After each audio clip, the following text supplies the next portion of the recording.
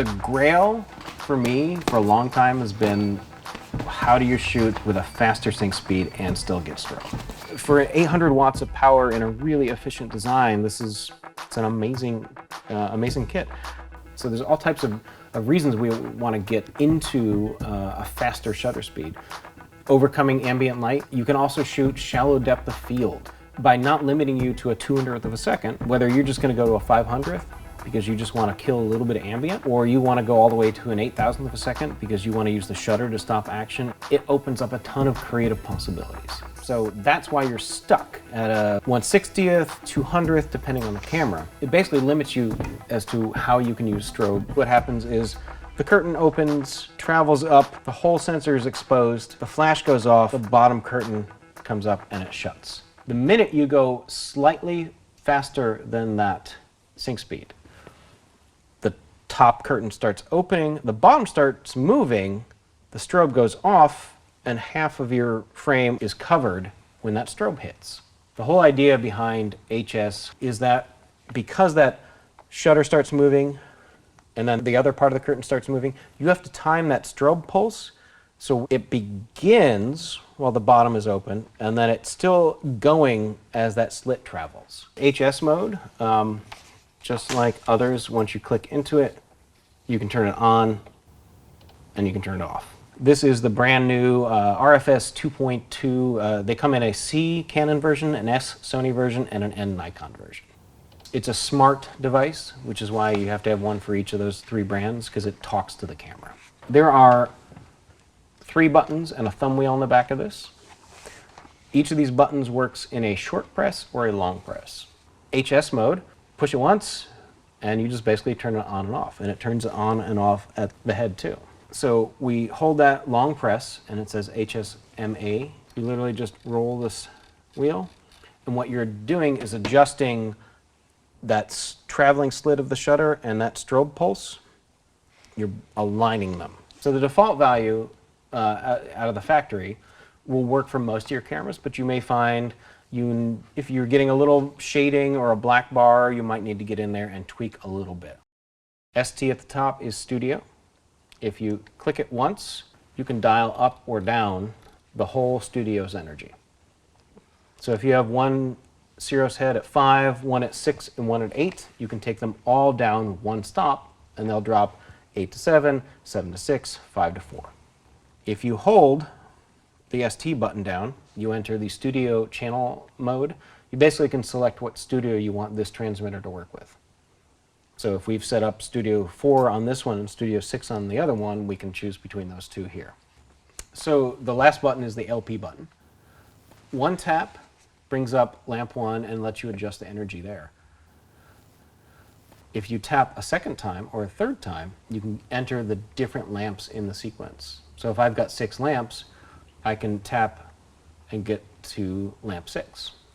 And then I can adjust each lamp's power individually.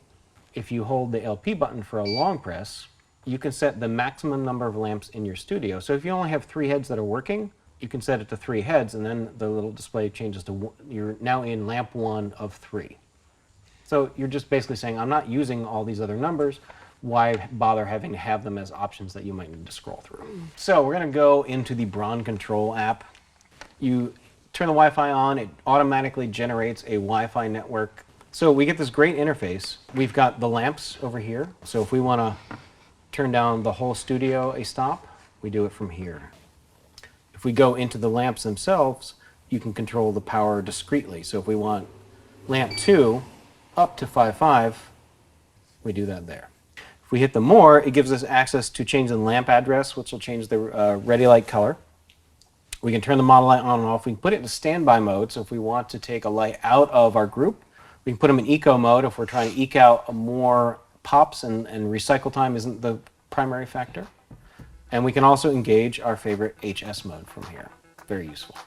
We have a great little CrossFit gym over in Southeast. We've got a couple of MMA fighters that are going to come spar for us. We're going to use the HS mode on the Siros L to kind of create a day for night scenario. We're going to create a very dramatic and very moody lighting, but we're going to do it with the fluorescence on and the daylight streaming in through the windows. I really want to create this sort of gritty, intense training shots. I want to feel the intensity of these two fighters. As you can see outside, it's full sun. It's about 2 o'clock, so it's bright. It's very intense outside. We want to completely overpower that. We want to create day for night. We want to create something that's super dramatic. We don't want that back there at all. So we're going to be able to roll up a nice fast shutter speed of like a 2500. All right, move it around, move it around, move it around. Punching. So here is our really basic, just kind of quick and dirty lighting. That's, you know, that's kind of what I was expecting. Is like a little too bright and punchy there, and then it kind of fades off into nothing. Let's take that light and bring it a little more side. So I want to bring that highlight edge just around a little more. Let's do the same thing with this light. Bring it this way about 3 feet. Let's take that background light. Let's bring it away from the wall a little more, and let's put a 40-degree grid in that. That's a really challenging setup because you either want to kill all the ambient and make it dim, or you have to shoot not against bright, backlit, sunlit location. So we're kind of pushing this a little bit.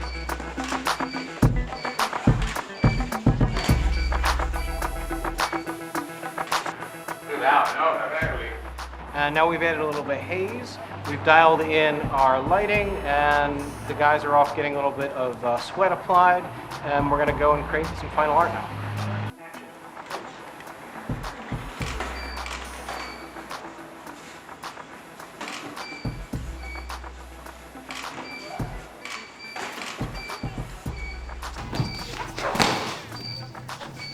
The Siros L and the new RFS 2.2 transmitter, it's so easy to get it working. It lets you get up and running and add this new creative tool to your arsenal.